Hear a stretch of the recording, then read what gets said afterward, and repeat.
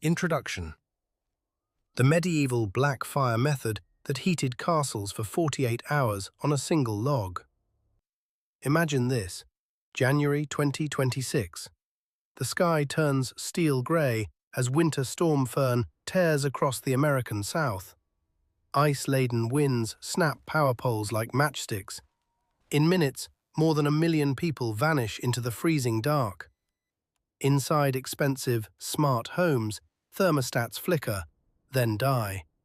And within a single night, indoor temperatures crash towards 0 degrees Celsius. Families curl under thin synthetic blankets, realizing the truth too late. Without electricity, modern homes are nothing but fragile boxes, barely more than plywood standing against the cold.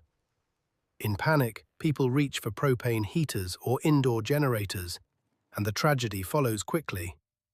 Hospitals report dozens of children suffering dangerous carbon monoxide poisoning.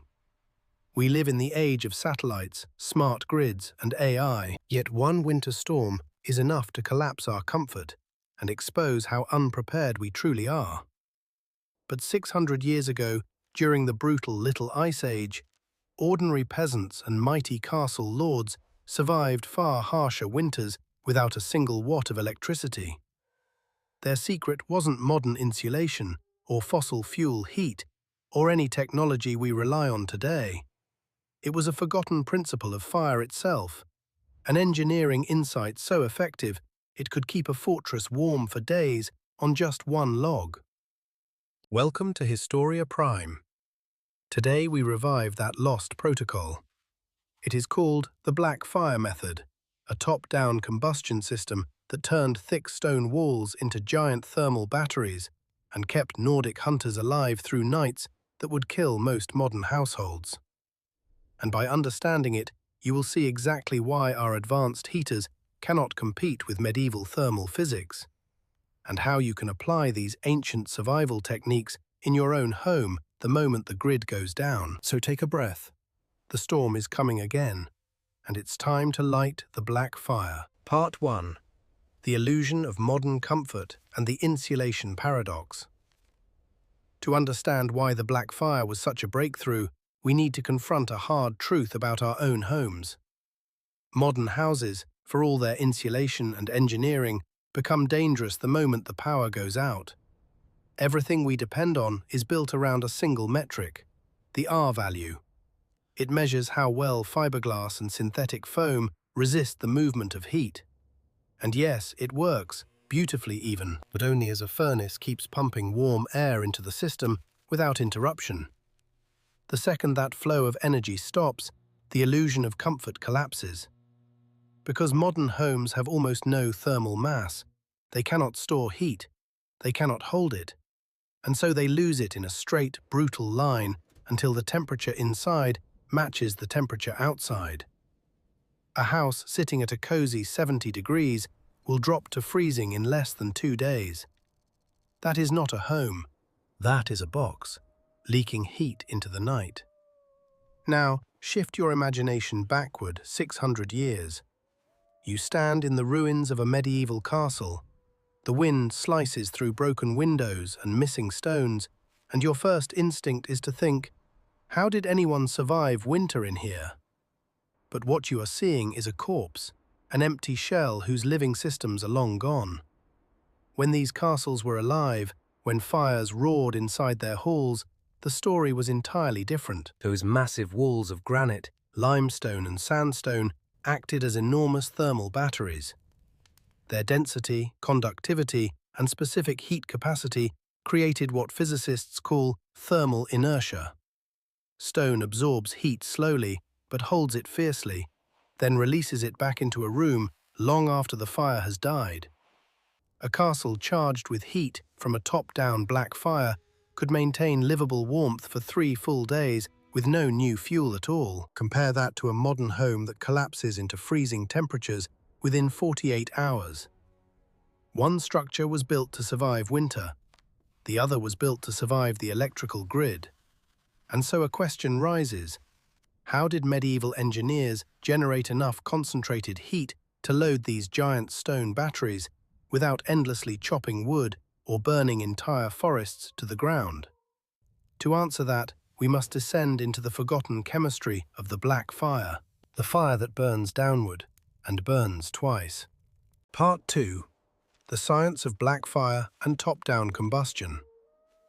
To understand why the black fire was considered a kind of medieval sorcery, we have to begin with something deceptively simple: the way we build a fire today. Ask anyone, and they will instinctively describe the same ritual: paper and kindling at the bottom, larger logs stacked above in a teepee or pyramid. It feels natural, almost instinctive.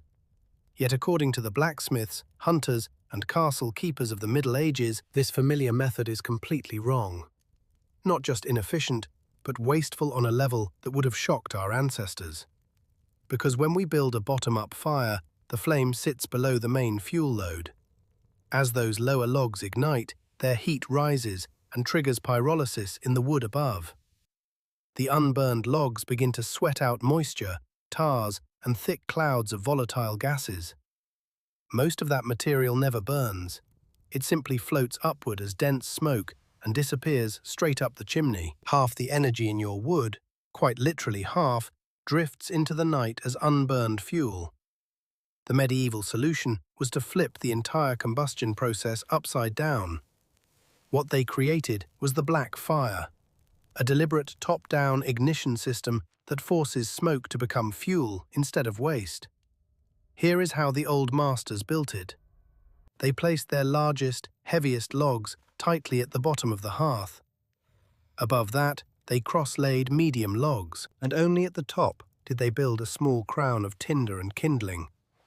When that top nest was lit, the fire didn't rush upward. It moved downward, slowly and methodically.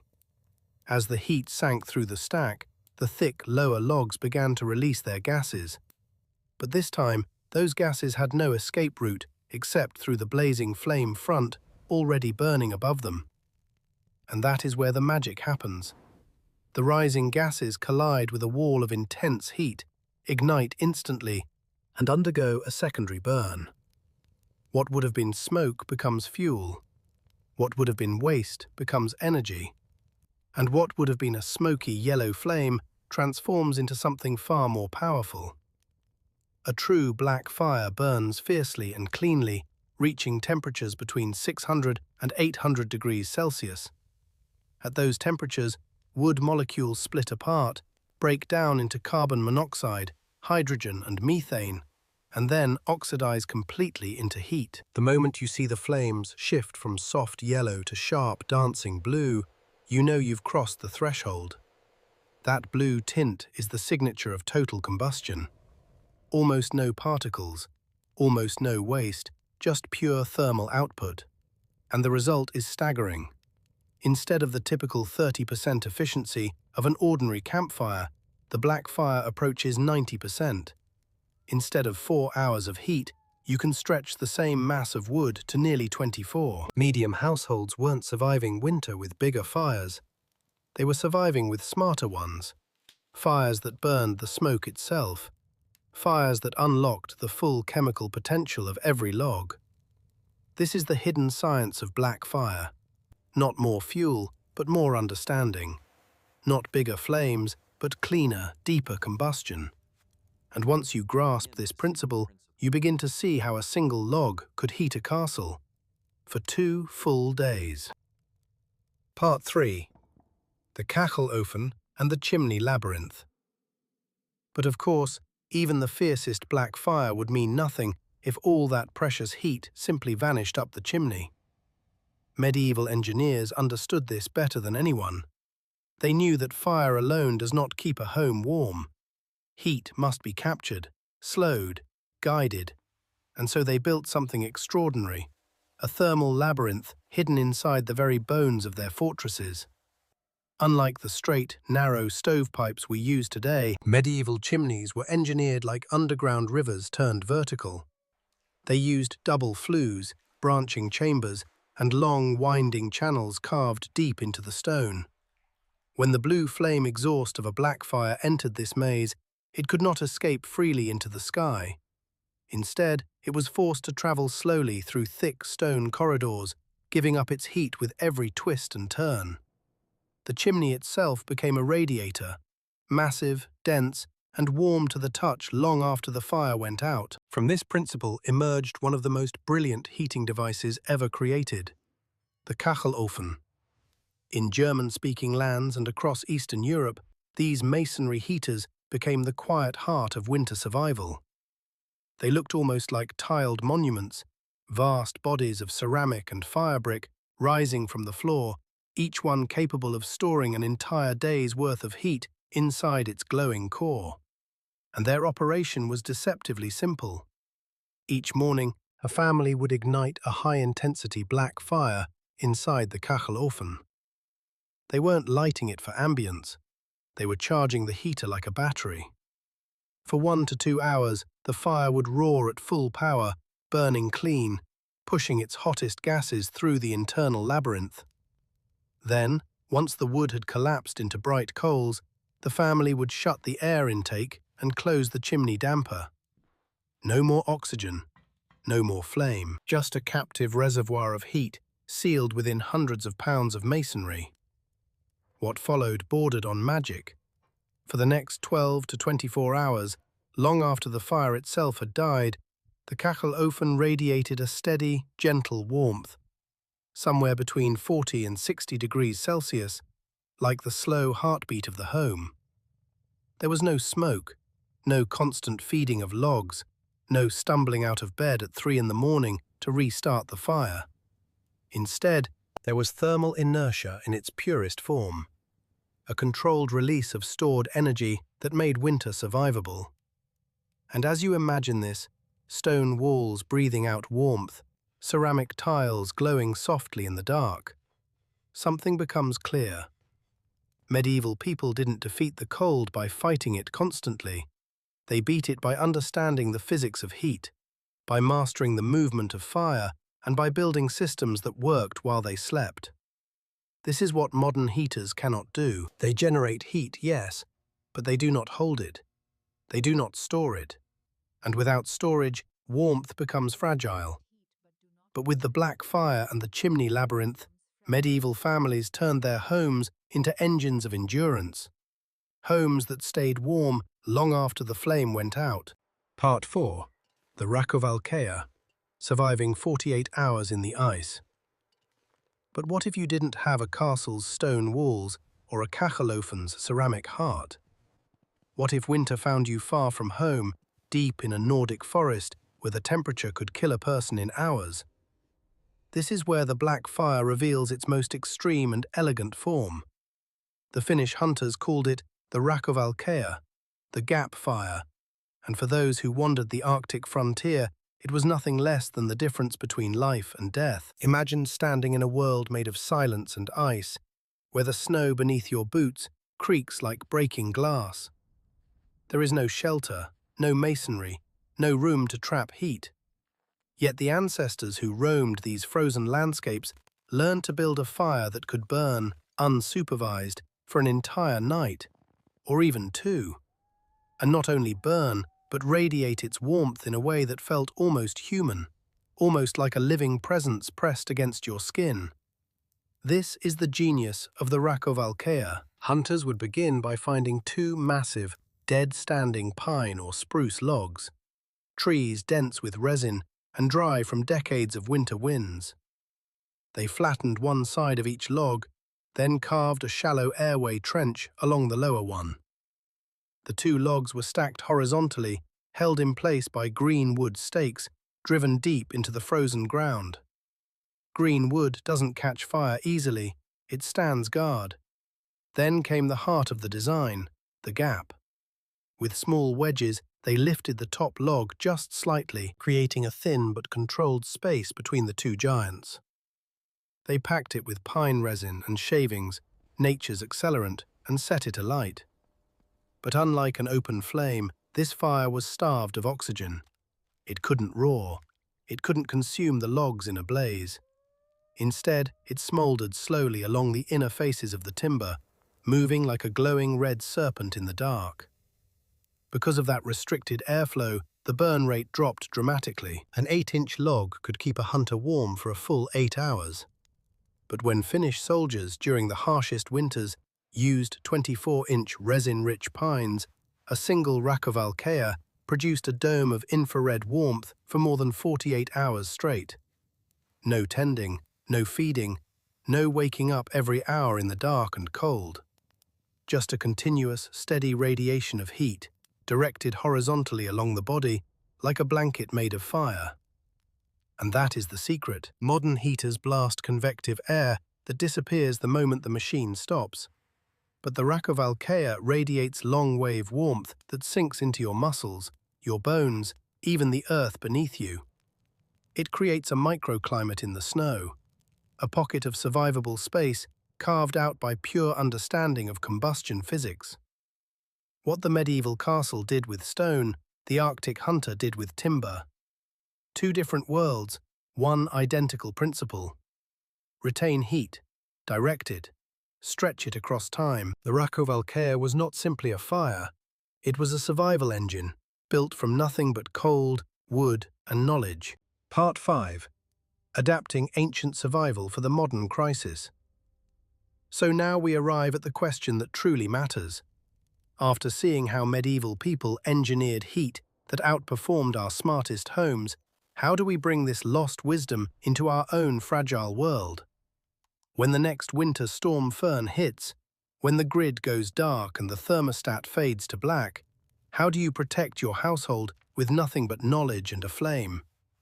We begin with the simplest shift, and perhaps the most powerful one. If you own a wood stove or fireplace, abandon the bottom-up fire forever. Build your stack the medieval way, large, dense logs packed tightly at the bottom, smaller logs crossed above them, and the tinder placed at the very top. Light that crown of flame and let the fire sink downward. As it burns, your chimney warms instantly, the updraft becomes strong and clean, and the smoke stays out of your home. In a single move, you cut your wood use by more than half, nearly eliminate creosote, and stretch one load of firewood to last through the entire night. The black fire is not a theory, it is an upgrade. But the fire itself is only half the story. To survive winter, medieval families needed a way to hold the heat, not just make it. And we can replicate their stone thermal batteries with an object you probably already own. Take 2 nested terracotta flower pots. Invert them over a small, stable indoor flame, a heavy candle or an alcohol burner, and something remarkable happens. The clay, just like castle masonry, absorbs the heat and radiates it slowly as long-wave infrared. Instead of hot air rising to your ceiling and disappearing, the warmth flows outward into your body. The old Kachelofen principle springs back to life. Next, we reintroduce a forgotten defensive tactic: zone heating. Castle lords learned long ago that you never try to warm the entire fortress. You warm the chamber you live in. So in a blackout, close off every room but one. Hang blankets or reflective mylar behind your heat source to bounce warmth back toward you. Then gather anything with weight and density, bricks, stoneware, water jugs, heavy furniture, and place them near the heat. Every object becomes a miniature thermal reservoir, absorbing energy and releasing it back into the room long after the flame dies. Yet even as we reclaim this medieval wisdom, there is one final lesson, one so critical that ignoring it has cost countless modern families their lives. You must read the smoke. Firefighters are still taught this ancient skill today because smoke is not just smoke. It is communication. Thin white or blue smoke means your fire is hot, clean, and efficient. You are safe. Thick, black, violent smoke means the fire is overloaded with fuel and trapped heat, an unstable state that, in a building fire, is the final warning before a deadly flashover. And if the smoke turns into a low, heavy grey mist crawling along the floor, the danger becomes invisible. Your fire is starving of oxygen. Carbon monoxide begins to form, and CO does not announce itself. It replaces your air, steals your breath, and puts you to sleep before you realize the room has changed. This is where modern homes betray us. They are sealed so tightly that fires cannot breathe the way they once did in drafty castles. If you ignite any indoor flame, wood stove, candle heater, alcohol burner, you must crack a window. Give the fire the make-up air it needs, or it will pull oxygen from inside the room and push carbon monoxide straight back down the chimney. The heat you made becomes the hazard that ends the night. So respect the flame, understand the smoke, and remember that survival is not just about generating warmth. It is about reading the signs the fire gives you, just as medieval people did for centuries. Because when the grid fails, and one day it will, your safety will depend not on technology, but on knowledge. The knowledge to burn smarter, to hold heat longer, and to recognize the silent dangers before they ever reach your door. Conclusion: the final lesson of the Black Fire. The failures of our modern grid have revealed a truth we've tried for too long to ignore. In our pursuit of convenience, we surrendered something far more valuable: resilience. We built a world where heat comes instantly, at the push of a button, yet we forgot the deeper art that kept our ancestors alive through centuries of brutal winters. We learned how to generate heat, but we abandoned the knowledge of how to hold it. Before the age of industry, people understood that survival depended not on constant fuel, but on thermal persistence. They lived inside structures that didn't merely shelter them from the cold, they fought back against it.